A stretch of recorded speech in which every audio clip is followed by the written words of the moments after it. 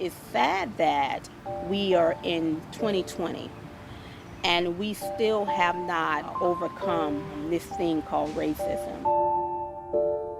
You still have to constantly prove yourself to the other race. Why is that happening?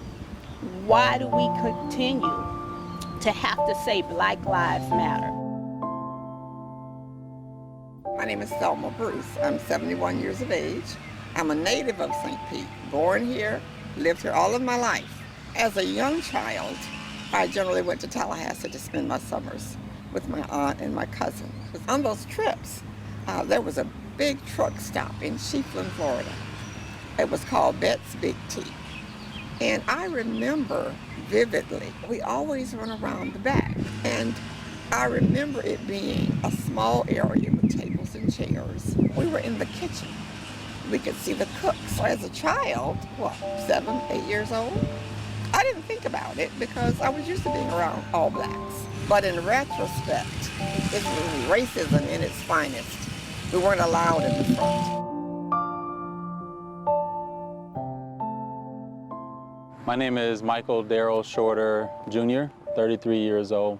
As a black person, my reality is that I have to assume the worst and hope the best. If I am leaving work and I look like this, if I go to a grocery store, I walk in much differently than I do if it's a weekend and I have on casual clothes. I have found myself putting on like a polo and dress pants versus a t-shirt and, jeans, because the reaction is going to be different. Depending on what I wear will determine if I walk directly to my car because I'm walking maybe past a older white lady, or if I go around a couple cars because I don't want her to be startled because there's a black gentleman walking by her.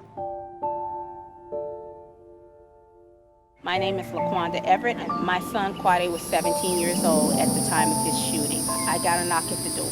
It was some detectives. They said that Quade was in the car, and they said that the police officer was trying to stop the car, and he shot into the car.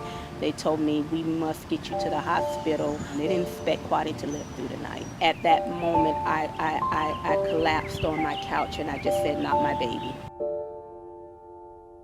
Quade did survive the injuries, but I will never get over hearing my son was shot in the head. I'll never get over hearing the details of how he was left in the car with no aid.